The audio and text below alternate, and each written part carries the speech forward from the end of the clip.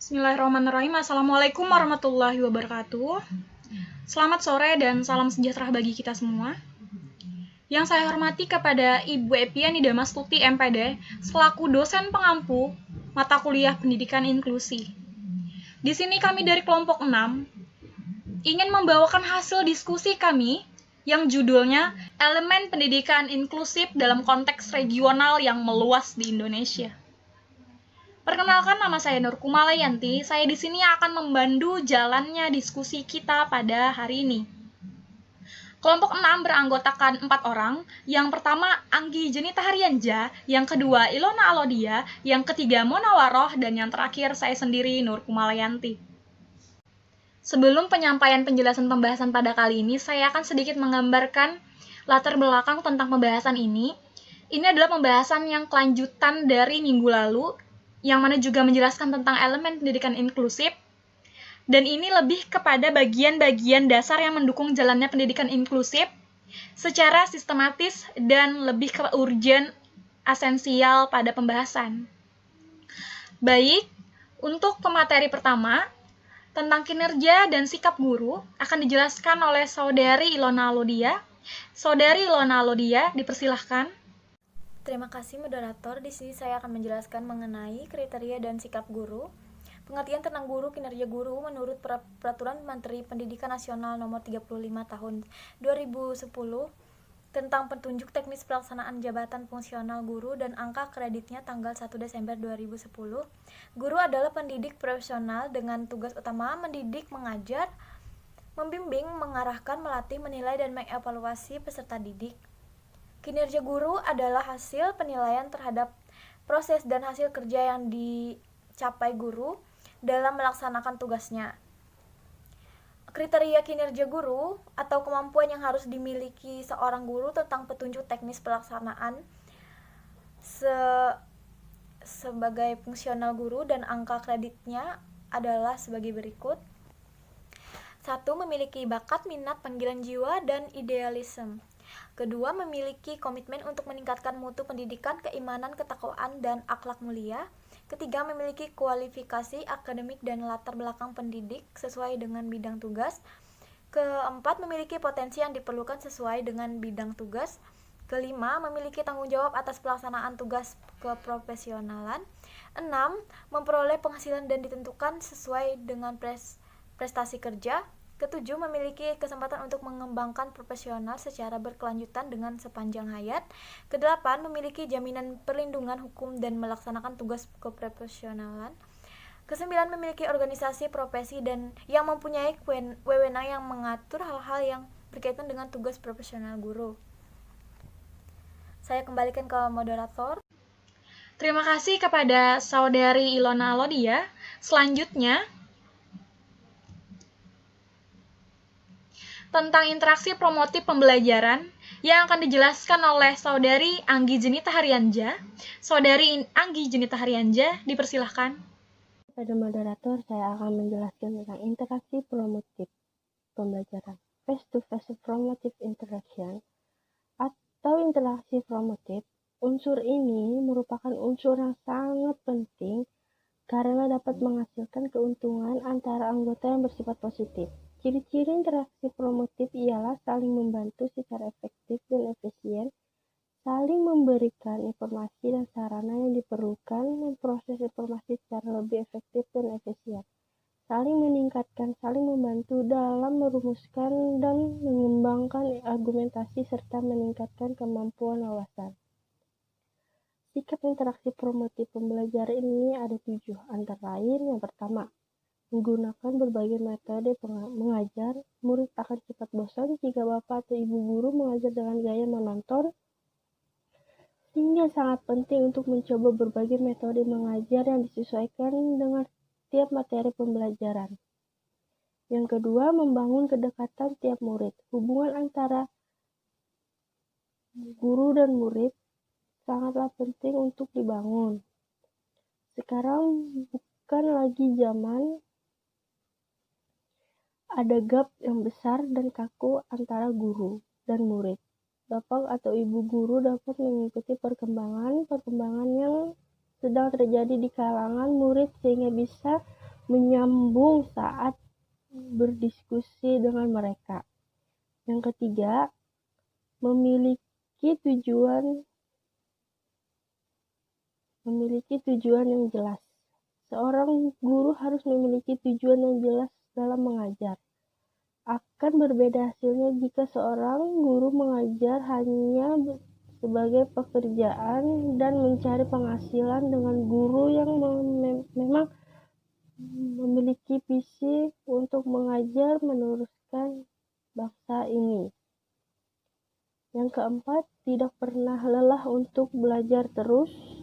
Ilmu pengetahuan dan teknologi terus berkembang dengan pesat. Bapak atau ibu guru pun harus terus belajar untuk mengembangkan pengetahuan seiring perkembangannya zaman. Apalagi saat ini informasi sangat mudah untuk diperoleh murid. Jangan sampai bapak atau ibu guru yang malah ketinggalan informasi. Yang kelima, jadilah seperti penyiram tanaman. Jadilah seorang guru yang dalam mengajar murid seperti menyiram tanaman. Bukan hanya menuang air ke dalam gelas, tanaman memiliki potensi untuk tumbuh sendiri, sedangkan gelas hanya bisa terisi jika ada yang mengisi. Yang keenam, terus bersemangat. Suasana hati guru sangat berpengaruh saat di dalam kelas. Oleh karena itu, menunjukkan rasa semangat dan antusias saat mengajar adalah suatu keharusan. Yang ketujuh, meminta feedback dari murid. Hal ini penting dilakukan secara setiap akhir semester. Mintalah kritik, saran, dan pendapat mereka mengenai cara bapak atau ibu guru mengajar. Sekian dari saya, terima kasih, moderator. Saya kembalikan ke moderator. Terima kasih kepada Saudari Anggi Junita Haryanja. Selanjutnya kepada pembahasan ketiga, mengenai hubungan kemitraan pendidikan yang akan dijelaskan oleh Saudari Munawaroh. Saudari Munawaroh, dipersilahkan. Ya, di sini saya akan menjelaskan materi yaitu hubungan kemitraan pendidikan, di mana lembaga pendidikan berupa sekolah atau stakeholder birokrasi pendidikan dalam konteks adalah tokoh-tokoh masyarakat baik formal maupun informal, seperti pemerintahan lokal, tokoh agama, tokoh adat, dan pimpinan organisasi sosial. Hubungan-hubungan pendidikan terbagi menjadi tiga, yaitu 1. Sekolah dan keluarga, di mana hubungan sekolah dan keluarga adalah menyediakan sumber daya dan kesiapan sesuai dengan tingkat sosial ekonomi. Yang kedua, sekolah dengan masyarakat. Masyarakat lokal beranggapan bahwa pendidikan hanya tanggung jawab pemerintah, sehingga desentralisasi pendidikan belum dimaknai oleh masyarakat sebagai pengembangan kemajuan pendidikan. Yang ketiga yaitu bentuk kemitraan. Bentuk kemitraan itu sendiri terbagi menjadi dua, yaitu 1. Kerjasama dalam penyelenggaraan dana pendidikan, baik untuk proses pembelajaran, pengadaan bahan bacaan atau buku, perbaikan mebel sekolah, alat administrasi sekolah, rehabilitasi bangunan sekolah, maupun peningkatan kualitas guru itu sendiri. Yang kedua yaitu kerjasama kegiatan yang dilakukan pada momen hari-hari besar nasional atau keagamaan. Sekian dari saya kembalikan kepada moderator. Terima kasih kepada Saudari Munawaroh. Selanjutnya kepada pembahasan keempat, tentang kurikulum yang fleksibel. Di sini saya akan menjelaskan tentang kurikulum fleksibel. Dalam pendidikan inklusif, kurikulum yang cocok dan pantas untuk mengimplementasikannya adalah kurikulum yang fleksibel. Mengapa demikian? Karena kurikulum yang fleksibel adalah kurikulum yang pas dalam pendidikan inklusif tentang kemampuan dan keinginan kebutuhan peserta didik pendidikan inklusif. Nah, di Indonesia dijelaskan juga dalam Undang-Undang Nomor 20 Tahun 2003 mengenai kurikulum yang fleksibel ini. Isinya juga tentang tujuan serta bahan pengajaran dan juga cara yang digunakan sebagai pedoman dalam penyelenggaraan tingkatan suatu pembelajaran untuk mencapai suatu tujuan pendidikan yang nasional berbasis standar pendidikan inklusif. Nah, kurikulum ini bersifat lentur, pastinya fleksibel, bahwa tidak baku aturan. Kurikulum ini juga dilaksanakan sesuai dengan kondisi-kondisi yang ada. Kondisi kurikulum yang fleksibel ini juga tidak sulit diterapkan dalam proses penjalanan sistem pendidikannya, juga bersifat inklusif sekali.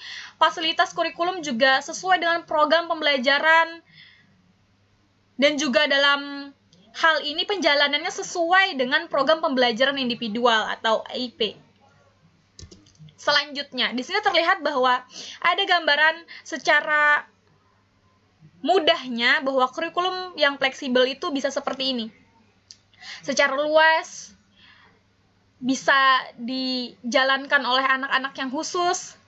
Kurikulum yang fleksibel secara meluas fleksibilitas program pendidikan tinggi termasuk di bidang pendidikan, khususnya keguruan, ditampilkan dalam 3 dimensi, yaitu yang pertama, penyelenggaraan program mahasiswa dan kelurahan. Maksudnya di sini program-program itu disajikan sedemikian rupa include dapat mempertimbangkan pilihan yang lebih luas kepada mahasiswa itu sendiri, sesuai dengan kemampuan atau minatnya, yang lingkupnya sesuai kondisi masing-masing.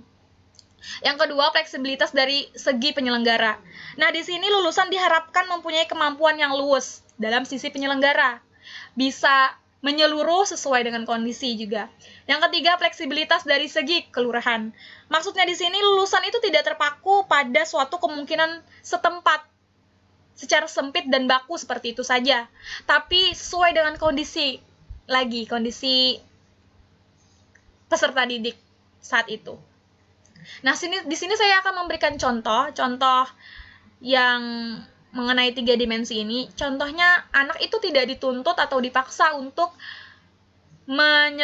menerima bahasan bobot sesuai dengan RPP. Tapi, anak atau peserta didik itu menerima pembelajaran sesuai dengan proses tingkatan kemampuan dia masing-masing. Dan pembelajarannya juga lebih ke proses berkembang anak pada pendidikan inklusi itu. Begitu saja penjelasan dari saya tentang kurikulum yang fleksibel dalam 3 dimensi. Dilanjutkan adalah pemateri terakhir tentang layanan individual yang akan dijelaskan oleh Saudari Ilona Alodia. Kepada Saudari Ilona Alodia, dipersilahkan. Baik, terima kasih moderator. Di sini saya akan menjelaskan mengenai pelayanan individual. Program pembelajaran individual merupakan suatu kurikulum terindividualisasi yang didasarkan kepada kebutuhan khusus anak dalam belajar. Program pembelajaran individual atau PPI ini terkadang juga tidak semua anak berkebutuhan khusus membutuhkannya. Salah satu tenaga khusus yang diperlukan adalah guru pembimbing khusus atau GPK. Kemudian tenaga pendidik meliputi guru kelas, guru mata pelajaran seperti pendidikan agama, pendidikan jasmani dan kesehatan, dan guru pembimbing khusus. Guru pembimbing khusus adalah guru yang bertugas mendampingi anak yang berkebutuhan khusus dalam proses belajar mengajar di kelas reguler yang dikualifikasi pendidik luar biasa atau PLB atau yang pernah mendapatkan pelatihan tentang penyelenggaraan sekolah inklusif. Terima kasih moderator, saya kembalikan ke moderator. Terima kasih kepada Saudari Ilona Alodia yang telah menjelaskan paparan terakhir diskusi kita. Di sini saya sedikit menyimpulkan bahasan yang sudah kita bahas, yaitu tentang pendidikan inklusi, elemen pendidikan inklusi. Sudah dijelaskan tentang paparan guru, kinerja guru, interaksi, kerjasama guru, kurikulum yang fleksibel, sampai ke layanan individual, sampai ke kemitraan pendidikan inklusi itu sendiri. Nah, di sini sampai ke kesimpulan, bagi kalian yang ingin bertanya, silakan masuki live chat Simari. Salah hilap dari kelompok kami mohon maaf. Wassalamualaikum warahmatullahi wabarakatuh.